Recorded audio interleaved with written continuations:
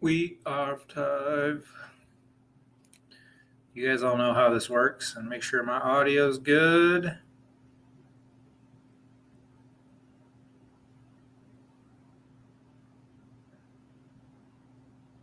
Why is my stream not showing up?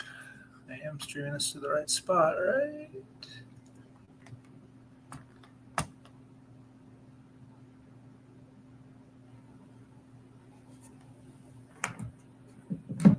News.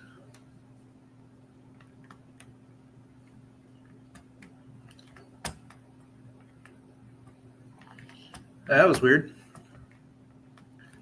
All righty. We are live. Holy cow. That was strange. It got set to private somehow. No one wants to hear the truth about Missouri Tigers football, apparently. Not even me. I'm here to talk about it.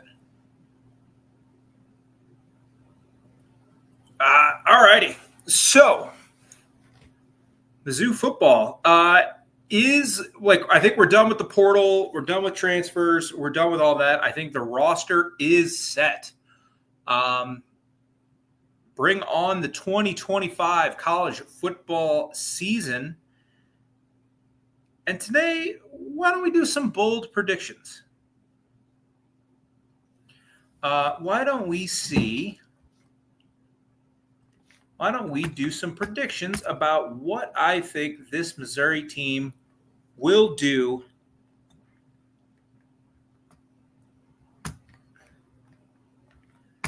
this upcoming season, as it's still private. That is really annoying.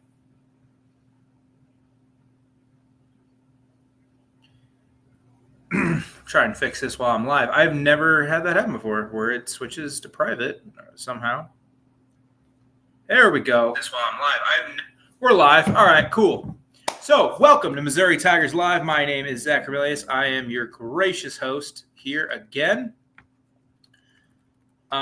This is episode 23. Welcome to the real full off season. There's no more portal. There's no more transfers. Like, we're looking at starting to look at the 26 classes. Like, we'll get news when we get news. But let's talk some bold predictions. Who doesn't love a little bold predictions? Who doesn't love a little bold predictions heading into 2025? As you listen to Missouri Tigers Live here on the Voice of College Football network of channels, I'm Zach Ramirez here for the Missouri channel. You can find me there at Twitter. I'm not calling it the other one. Psycho Z of 50. You can hear all my insane ramblings about movies and sports and the NBA and NHL playoffs are currently going on. You can listen on your favorite audio platform. You can listen on Spotify, iTunes, Amazon, wherever you want. Go ahead and listen.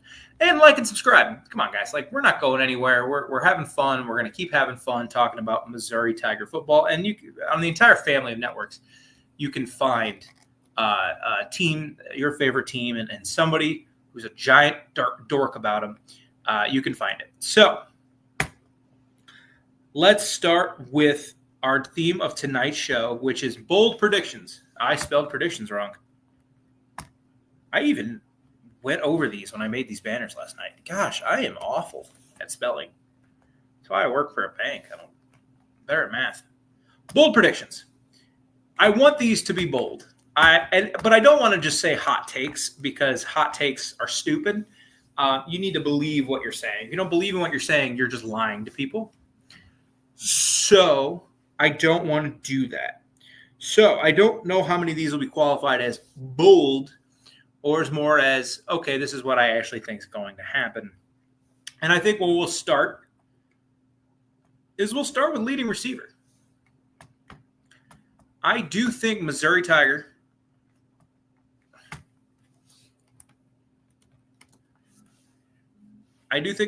will have a good, not great wide receiving core this year. And I think the leading receiver this year will be Kevin Coleman. I think he's going to take over Luther Burden's spot in the in the slot. I think he will be a favorite target for Bo. I cannot spell at all. I think he'll be Bo's favorite target. I think he will be the guy that they go to on 3rd and 5, 3rd and 6, 3rd and 7, 3rd and 4. Those third mediums where you're going to have to throw the ball. I think he will be their go-to guy. I did think a lot about Josh Manning. Ultimately, I just don't know if I could put all the faith in the world at Josh Manning quite yet.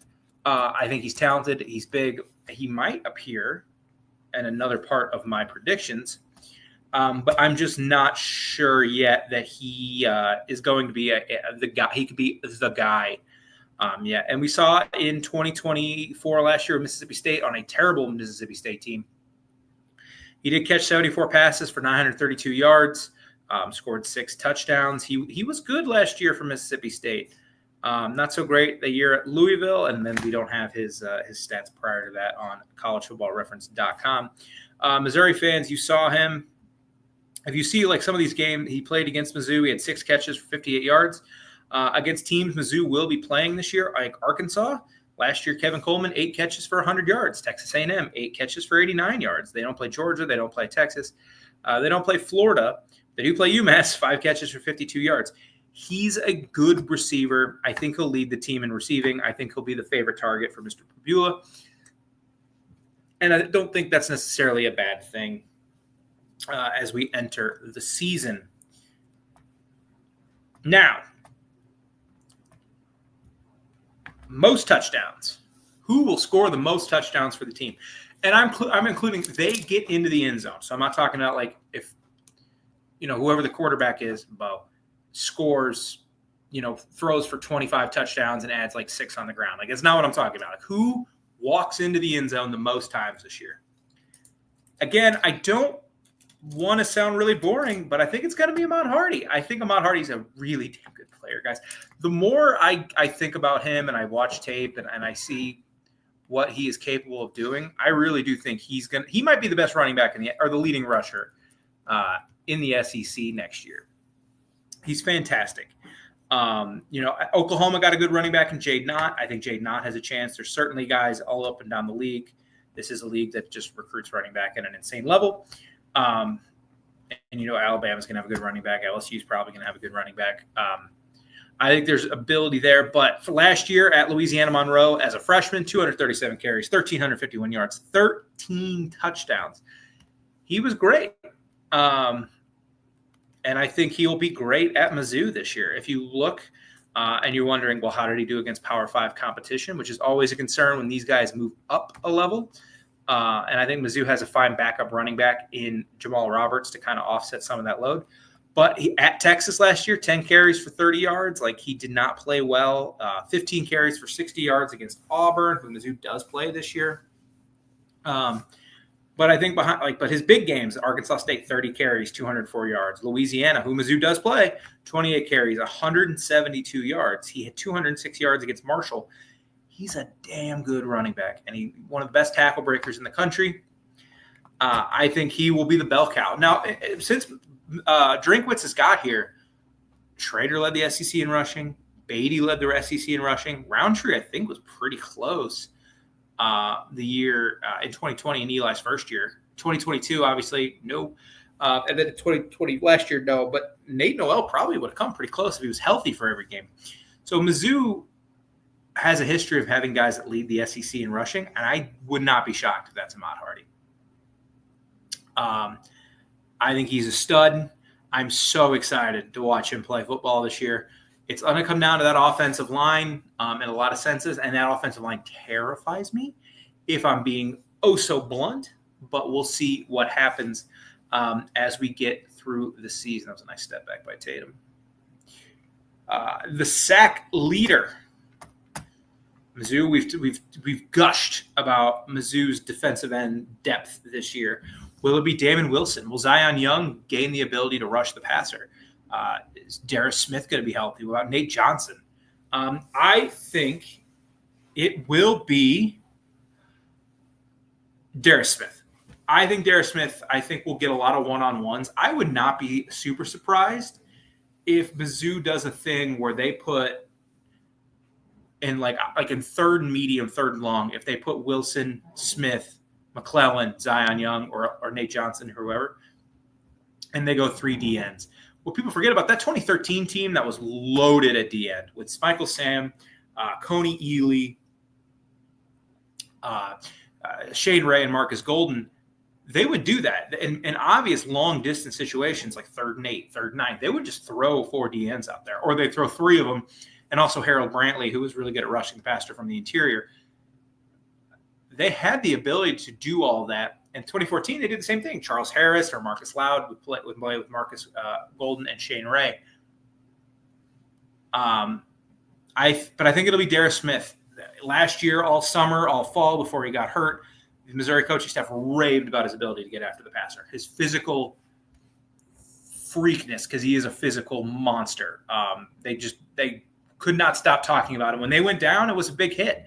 They didn't know where their pass rush was going to come from outside of Johnny Walker. Unfortunately, they were kind of right, because the pass rush for Mizzou was not great last year. Some of that, I think, was scheme. Some of that was, Zion Young just is not a pass. He's more of a run-stopping D end at this point, or from what we've seen, than like a pass rushing D end, which is fine. But Darius Smith will certainly be able to help with that. But I think it's going to be Darius Smith next to Damon Wilson. I think he'll have 5, 6, 7 sacks. Nothing crazy. Like, I don't think a guy on Mizzou is going to go for 15 sacks or something, but I could see him having 7, 8 sacks. I think it's going to be him. I really am excited to watch this defensive end room get after it.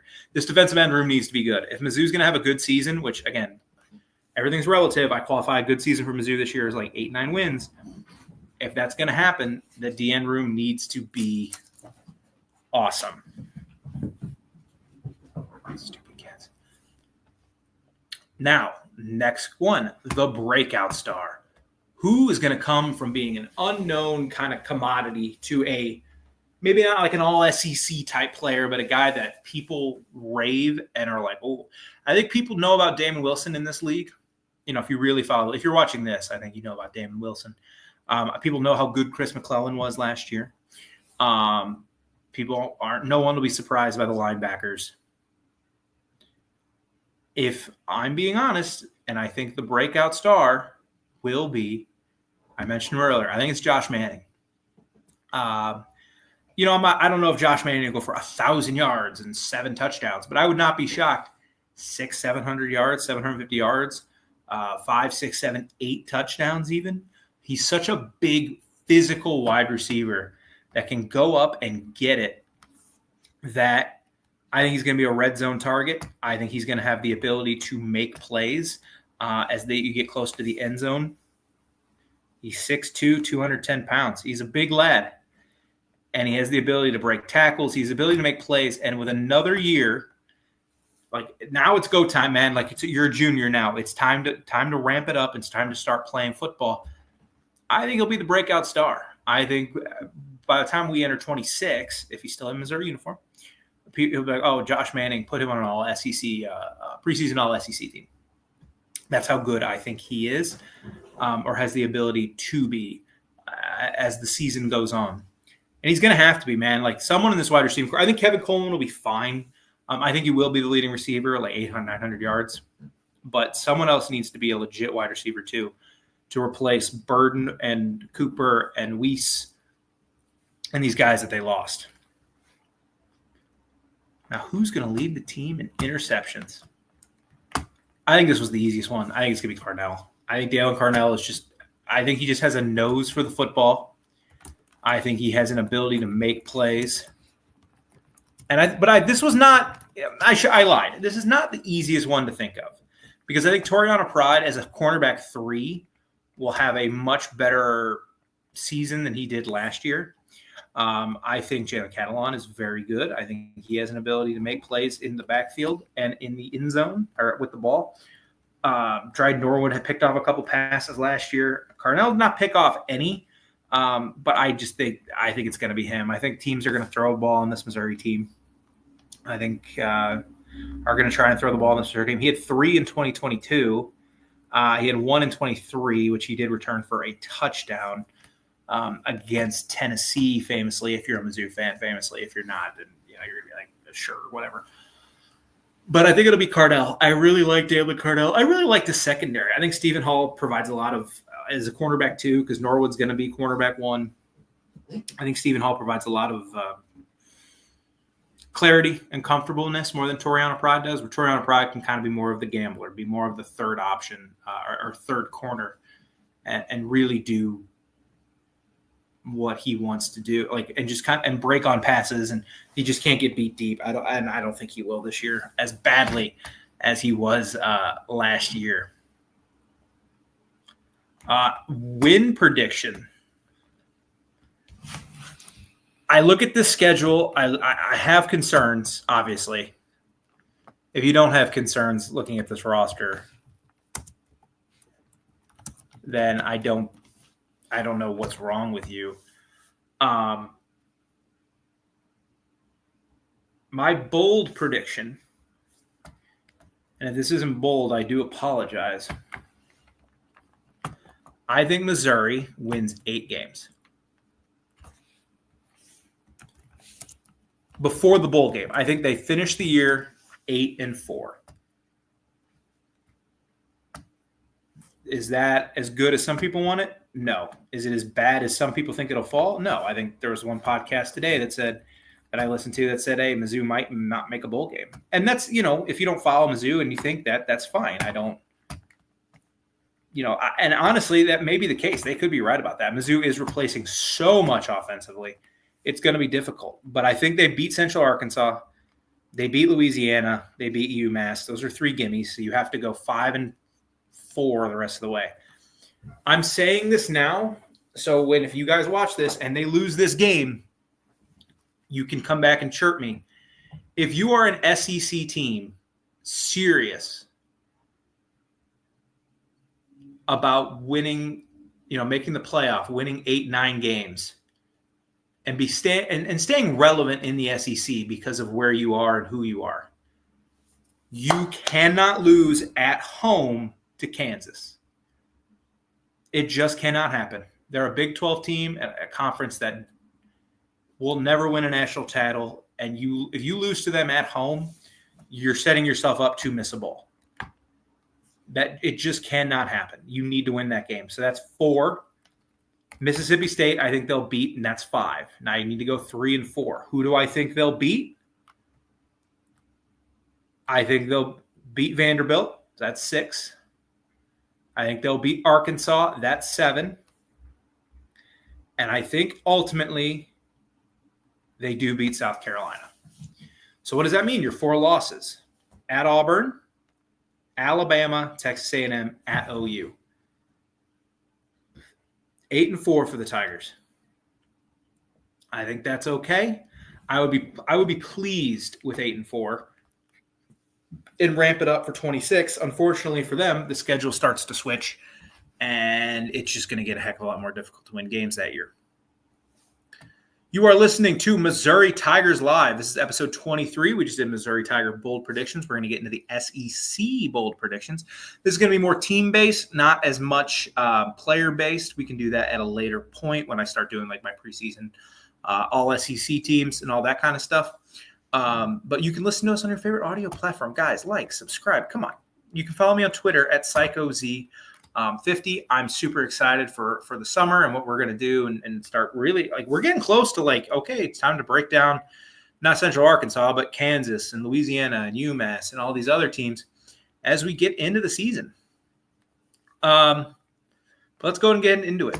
SEC bold predictions. Now, these are going to be a little more bold than my Missouri ones. But again, I don't believe in the normal thought process when it comes behind bold predictions, which is to say nonsense and hope you're right. I don't think that's not what I believe in. I believe these are things that can happen and would be surprising, but not ultimately crazy. So my first one is, and this is a bold prediction based on who we are seeing get like propped up, and it's a lot of Texas. It's Bama in year 2 under DeBoer. LSU brings back like the only returning quarterback in this entire conference somehow. But I do believe the winner of the 2025 SEC championship game will be the Georgia Bulldogs. Look, and if you're Georgia, here's their schedule, man. Like, this is not. You got Marshall. Here's your non-con: Marshall, Austin Peay, Charlotte. That's a joke. They aren't playing anybody that should stay within 40 points of them. Here are their road games. Mississippi State, that's not a road game. You win that one, you blow them out. They're not good. You go to Auburn. Now, okay, it's a little trickier. I grant that. And you go to Knoxville, which we'll see. Like, Knoxville's never an easy place to play. Heupel's definitely upgraded that talent, of course, over the last handful of years. I just don't think they'll lose, especially because it'll be the third game of the year. I don't know if Joey Aguilar or Tennessee will be quite ready for that one. Last year, Kirby liked to complained a lot, like, oh, they sent us to Oxford, and they sent us to Austin, and they sent us to Tuscaloosa, and it was a brutal schedule. But this year, Bama comes to Athens. Ole Miss comes to Athens. Texas comes to Athens. Florida obviously still on a neutral. Georgia Tech, they barely beat Georgia Tech in Athens. Like, surely maybe in Bobby. Nope, that game's at Mercedes-Benz. So it'll look like a Georgia home game. Like, how many games could Alabama lose or Georgia lose? Tennessee, sure. Alabama, sure. Auburn, because it's on the road, sure. If Florida's as good as we think, and Texas, they could lose. There's 5 games they could realistically lose. I don't think they will. I think they maybe lose 2 games, and they get to the SEC title game. And the Georgia Bulldogs win another SEC championship. I'm not super high on a lot. I'm just not. I don't know, man. Like, I just don't think that this is the year that it's like, oh, look out, Georgia's going to fall off. Like, we'll see what they do at quarterback. Gunnar Stockton is that guy. But they have time to prepare. They have 2 gimmies before they go to play Tennessee. They get Bama at home. Kentucky's a gimme at home. They have they have 6 gimmies, and then Georgia Tech. I mean, at a neutral is kind of tough, but I'm just not. I'm not ready to. I think it'll be Georgia again, which is not a crazy thing to say. I think if you have any common sense. My next bold prediction is how many coaches are going to get fired. Let's look at last year's standings, and we'll do this one by one, if I think there's even a chance. Sark, not going anywhere. Kirby, obviously not going anywhere. Heupel, not going anywhere. DeBoer, put a pin in that. Brian Kelly, put a pin in that. Lane Kiffin, not going anywhere. Eli, not going anywhere. Beamer, probably not going anywhere. Elko, probably not going anywhere. Napier, we'll put a pin on him. Clark Lee's not going anywhere. Hugh Freeze. Mm-hmm. And then we got Brent Venables, Mark Stoops, and Jeff Lebby. Let's start at the top. Kalen DeBoer. Year 2, replacing Nick Saban. Unthinkable last year. They missed the playoff. Look, I know people didn't think they would be great last year, but they missed the playoff. Let's look at Alabama's schedule this year. They go to Florida State. Florida State's going to be way better than last year. They just kind of have to be. I still think they win that game. They got Louisiana Monroe. They'll win that game. They got Wisconsin at home. They'll win that game. But then let's look at the rest of this schedule, all right? They go to Georgia. They could lose that game. They play Vanderbilt at home. I don't think they'll lose to Vanderbilt at home. Actually, they won't lose to Vanderbilt at home. They go to Missouri. I've talked about this a bunch. I will never be confident Mizzou can compete against Alabama until they eventually do. They get Tennessee at home. They should win that game. They go to South Carolina. That's tricky. They got LSU at home. They beat the doors off LSU last year. I don't know. They got OU, who embarrassed them at home, and then they go to Auburn, Eastern Illinois and Auburn. How many games did I just say, like, ooh, that's tricky? Georgia at South Carolina, LSU at Auburn. That's 4. What if they lose all 4? What if they go 9-3? What if they go 9-3 or 8-4, but they do lose a game to Tennessee or Missouri or Florida State or one of these games that they should not lose? Again, I don't think it'll happen, but we'll keep a pin in him. Brian Kelly is such a weird situation because I think Brian Kelly is a good coach. I don't think anybody who knows anything knows he's a good coach. But he just never seems like he's fit there. And now you look at their schedule. They go to Clemson, losable game. Louisiana Tech, no, they won't lose that game. Florida, that's a losable game. Southeast Louisiana, they'll win that one. At Ole Miss, losable. South Carolina, at home, very losable. At Vandy, tricky. That's a tricky game. Texas A&M at home, winnable. Or losable. At Alabama, definitely losable. Arkansas at home, probably not. Western Kentucky at home, probably not. And they go to OU. What if they go 7-5? Again, I'm just kind of going through the list of what if they go 7-5? Will they fire him? Maybe. I don't think they will. I'll just go ahead and give my take. I think by the end of the year, I think Jeff Levy's gone. I think he gets Ryan Walters. Like, they just got destroyed last year. I mean, they were not competitive in any sense of the word last year in the SEC. I think some teams like Georgia just didn't take them seriously. And you go to this year, they go to Southern Miss. Why are you going to Southern Miss? I mean, I don't think they'll lose that game. Southern Miss is just not very good. But you got Arizona State. You can win that game. You got Alcorn State and you got Northern Illinois. Oh, yeah, they should beat Northern Illinois. They should, but they did get housed by Toledo last year. You go to Tennessee. You got Tennessee coming to Starkville. You got Texas A&M. You go to Gainesville. You got Texas at home. You go to Arkansas. You got Georgia at home. You go to Missouri. You play like there's what? How many of these games do you realistically expect? How many of these games will they be within like 10 points? Like as a favorite or as an underdog. Let's just do SEC play. They're probably double digits to Tennessee. They're definitely double digits in College Station. They're double digits in Gainesville. Definitely double digits against the Horns. Arkansas, maybe. They're double digits against Georgia. They're probably double digits in Columbia, and they're probably double digits against Ole Miss. Maybe one. Like if they just get smoked again, just up and down the field, he's gonna get fired. So that's one.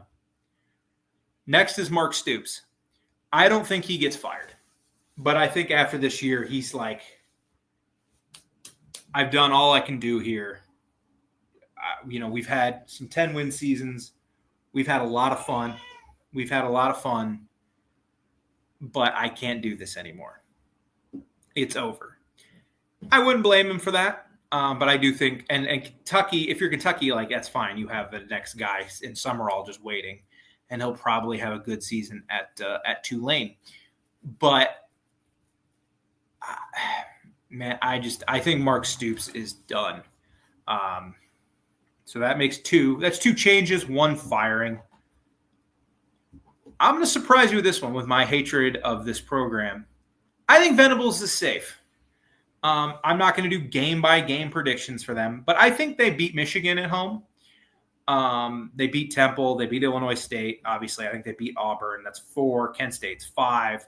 I think they beat Ole Miss at home. That's 6. I think they beat Missouri at home. That's 7, and I think they can get another win or two. I think they can win 8-9 games. 9 wins, 8 wins, that saves Venables' job. Like, look at the gimmies, though. Like Illinois State, gimme. Temple, gimme. Kent State, gimme. That's 3. Now, can you just go 6-3? Can you put the fear of God in Texas? Can you do something against Tennessee on the road? What about, LSU or Missouri, Ole Miss at home? What if you go to South Carolina? That's a bit of a revenge spot. That's the game where everyone's like, oh, South Carolina just pretty good. Turns out they were. Or is Oklahoma absolute garbage? And kind of turned out both. So I actually think he keeps his job. I don't think it'll be pretty, and I don't think Mateer is great either. But I think he'll be better. And speaking of Mateer, I think Venables will keep his job at like 8-4 with a bowl win, like 9-4, 8-5, somewhere in there. I think he'll keep his job. Next is Auburn. Auburn, I wish I could put this off until after week 1. I think Auburn needs to win 7 games for Hugh Freeze to keep his job. I don't think 6-6 keeps it. They've invested a lot. You look at the gimmies on their schedule. Ball State, that's a gimme. South Alabama, that's a gimme.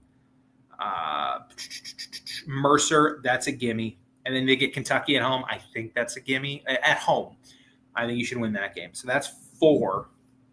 Then you need to go, 3-5 the rest of the way.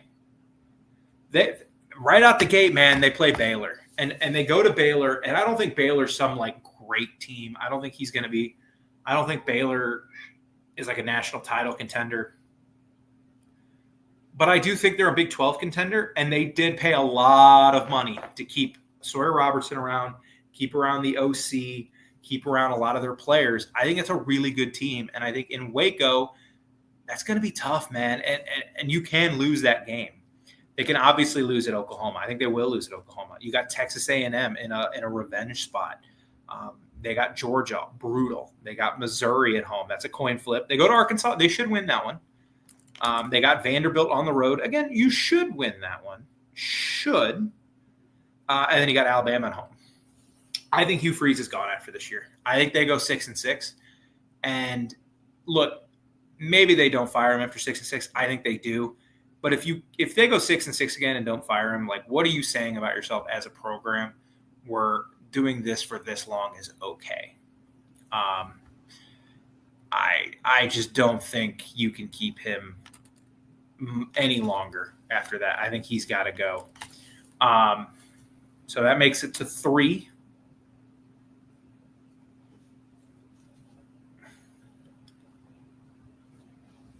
That's 3 coaches. I have Stoops. I said with Stoops, I think he leaves. I don't think he's fired. I think it's kind of a mutual. I think it's a mutual thing where they're like, okay. Next up on the list is Sam Pittman.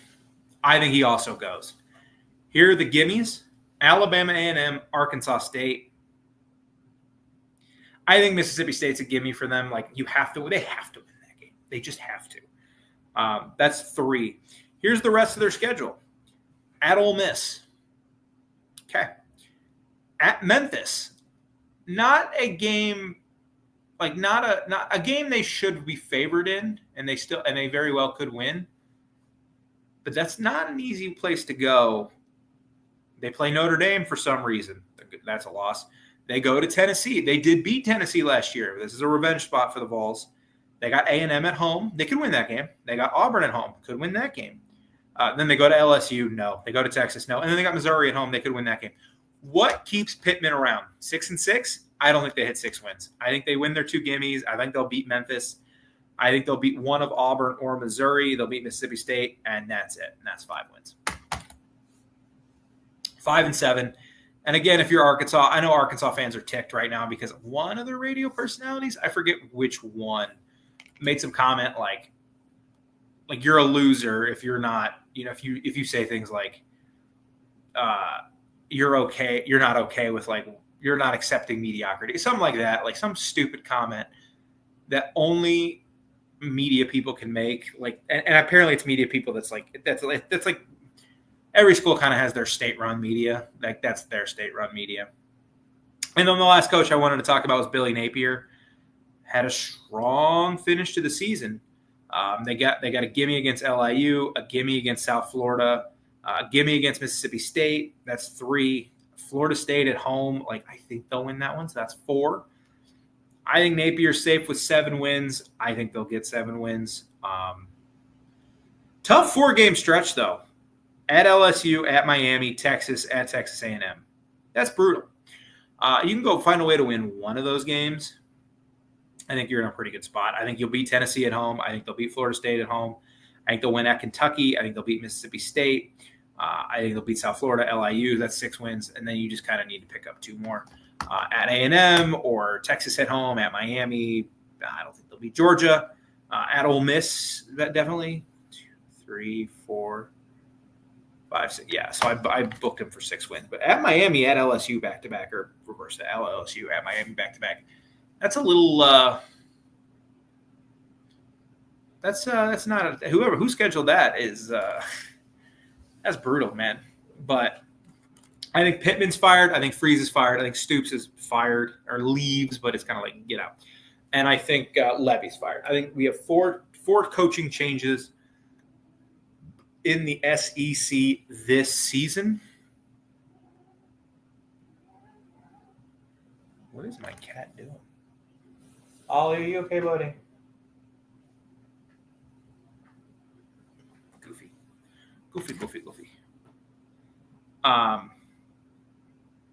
But I think that's where we are. And then Brian Kelly. I don't think Brian.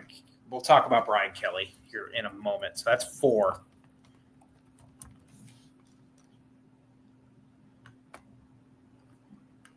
So my next bold prediction, team I want to spotlight is who I think will be the biggest disappointment of this season. What team has some expectations? Did I spell disappointment right? Please. Yeah, let's go. I think it's going to be LSU. I'm seeing a lot of like preseason top 25s of like LSU into the top 25. We talked about Brian Kelly. I don't think he gets fired. Sorry, I flipped my thoughts there. I don't think he gets fired, but like I'm seeing a lot of top 10 LSU hype. I think they lose to Clemson. They'll obviously beat Louisiana Tech. They'll beat Florida at home. They'll beat Southeast Louisiana. I think they lose one of at Ole Miss or South Carolina. That's 2 losses. They'll beat Vandy. They beat Texas. Lose at Bama, and then lose at Oklahoma. Like I think that's 4. I think they go 8-4, which isn't the worst season ever. But I think their preseason expectations are playoff, and they probably should be, considering you're the only team in the country returning a quarterback. It feels like you and Penn State, who are in a similar spot, where we'll see. But I'm pretty, I don't know, man. I'm not ready to believe quite in LSU yet. I think Brian Kelly has a ceiling as a coach, and he's a very good coach. But I think we're hitting that glass ceiling over and over and over again, which is like you can be like a top 15 team. I don't know if you can be a top 10-ish team.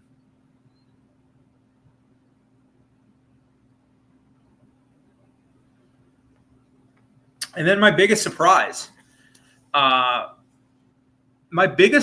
in the SEC this year, team I think not a lot of people are talking about. They stay in the coaches in the cycle because of who their coach is. But I think the biggest surprise will be Ole Miss. I think Ole Miss will have another nice season. I don't know if they'll be a 10-win team or a playoff team. They'll beat Georgia State. I think they'll get revenge at Kentucky. I think they'll beat Arkansas. That's really fun that those are 2 and 3.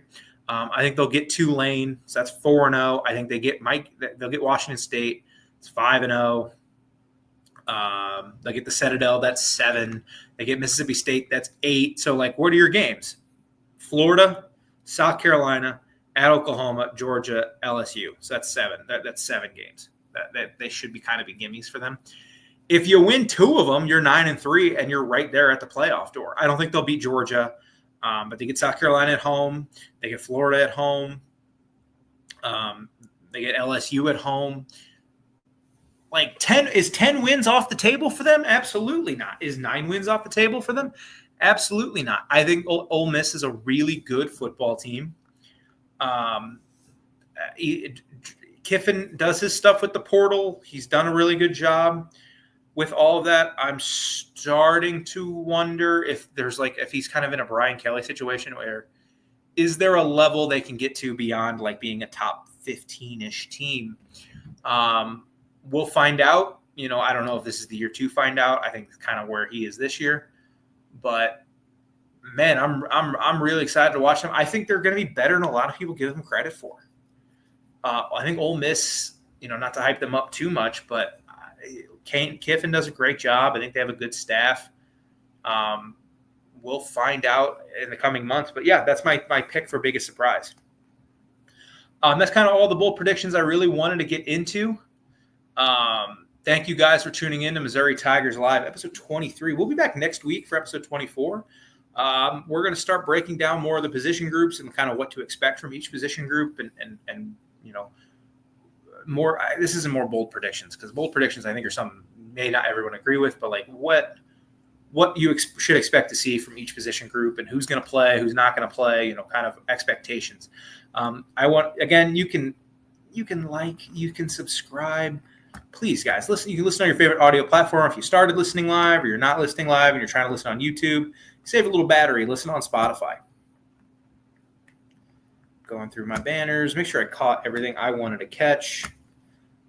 You can follow me at PsychoZ50 on _50 on Twitter. Yeah, that's what we're calling it still. Like and subscribe, guys. Thank you, Mark, for letting me do this. We're getting into the summer where do a little more in depth, and we got is time right now. So I'm starting to get close to the Dave Chappelle like crack hit. Like, are we getting close? Like I'm starting to hear some hype videos, and I'm getting really excited. So thank you guys all for tuning in. MIZ, and I will see you all next week.